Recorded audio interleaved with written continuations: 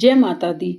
माता के बहुत ही पावन दिन आने वाले हैं, गुप्त नवरात्रि, जो 26 जून 2025 को शुरू होंगे और 4 जुलाई को समाप्त हो जाएंगे। पूरे वर्ष में 4 नवरात्रि आती हैं, 2 प्रकट वाली और 2 गुप्त नवरात्रि होती हैं। गुप्त नवरात्रि में तो हम बिल्कुल भी जो अपनी साधना है वो गुप्त तरीके से हमें करनी चाहिए और करते हैं। लेकिन जो 2 प्रकट नवरात्रि होती हैं उनमें हम नवरात्रि माता का आगमन हर्ष उल्लास के साथ मनाते हैं।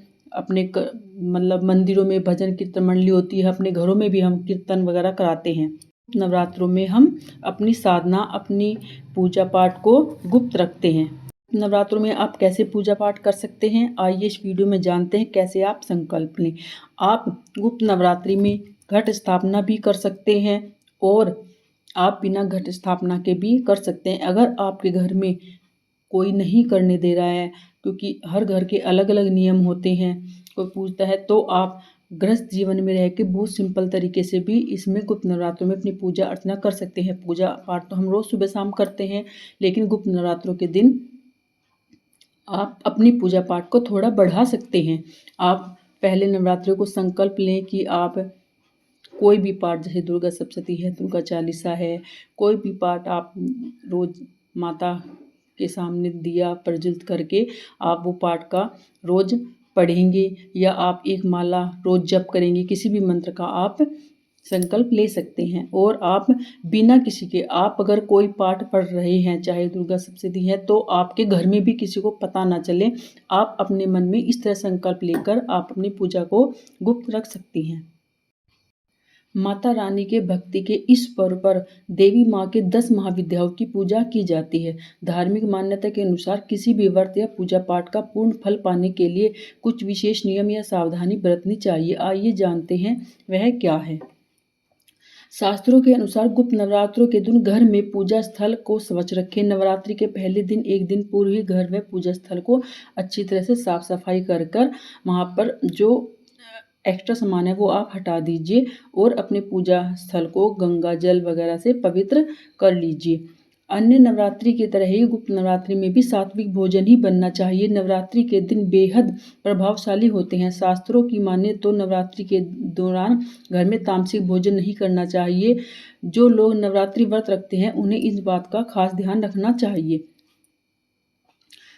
मान्यता के अनुसार इन नवरात्रों के दिन में 9 दिनों में बाल, नाखून, दाढ़ी, मूछ बिल्कुल भी नहीं काटना चाहिए। सभी कार्य नवरात्रि शुरू होने से पहले या बाद में करने चाहिए। गुप्त नवरात्रि के 10 महाविद्याओं की पूजा की जाती है। इसके दौरान आप चमड़े की बनी हुई कोई भी चीज़ों का उपयोग ना करें। आप ब्रह्मचर्य का पालन करें और विधिवत अपनी पूजा पाठ करें और किसी भी तरह का कोई भी ऐसा कार्य ना करें जो हमारे नवरात्रों में हमें नहीं करना चाहिए। और इसका आप ज़्यादा फल पाने के लिए मतलब आप उपवास भी रख सकते हैं। अगर आपके घर में उपवास रखने के लिए मनाही है, मान लो आप गुप्त तरीके से पूजा करना चाहते हैं, किसी को ना पता चले, तो आप बिना उपवास के भी पूजा अर्चना कर सकते हैं, क्योंकि माँ हमारे भावों को देखती है और हमें इसमें जितनी अपनी साधना को हम गुप्त रखें उतना ही हमारे लिए अच्छा होगा। और 10 महाविद्याओं की पूजा की जाती है। 10 महाविद्याओं में से एक महाविद्या कमलवासिनी है, जो कमलवासिनी से हमें सबको पता चलता है हम महालक्ष्मी की पूजा करते हैं। आप महालक्ष्मी की पूजा कर सकते हैं, या आप पहले 3 दिन माँ दुर्गा की पूजा कीजिए, दूसरे 3 दिन आप महालक्ष्मी की पूजा कीजिए और लास्ट के 3 दिन आप माँ सरस्वती की पूजा कीजिए। वो कहते हैं ना, माता रानी के 3 रूप, माँ दुर्गा, माँ लक्ष्मी, माँ सरस्वती, इन तीनों में माँ के सारे रूप समाहित हैं। तो आप इन तीनों रूपों की पूजा अर्चना कर सकते हैं। आप इसमें जो भी पाठ पढ़ना चाहे आप पहले दिन संकल्प लें। अगर आप घट स्थापना कर सकते हैं तो आप अवश्य करें, जैसे हम दूसरे नवरात्रों में करते हैं, लेकिन आप किसी को ना बताएं। आप लहसुन प्याज छोड़ें, लेकिन आप ये बात किसी को बार बार ना बताएं, गुप्त नवरात्र चल रही है मैंने लहसुन प्याज छोड़ी है, गुप्त नवरात्र चले मैंने लहसुन प्याज छोड़ी है, बिल्कुल नहीं। आपको जो भी रखना है वो आपको बिल्कुल गुप्त ही रखना है।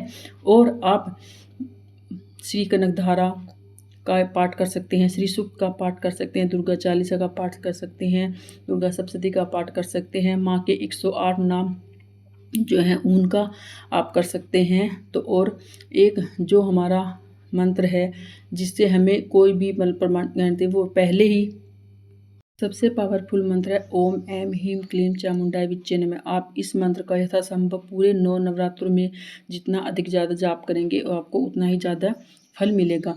तो आपको वीडियो पसंद आई है तो प्लीज़ लाइक एंड सब्सक्राइब कीजिए। कमेंट में जय माता दी अवश्य लिखिए। और फ्रेंड्स, आप बिना किसी बताए मन में चुपचाप संकल्प करके अपने इन नवरात्रों में अपनी किसी भी मनोकामना को पूर्ण कर सकते हैं और आप अपनी पूजा को सफल बना सकते हैं। राधे राधे, जय माता दी।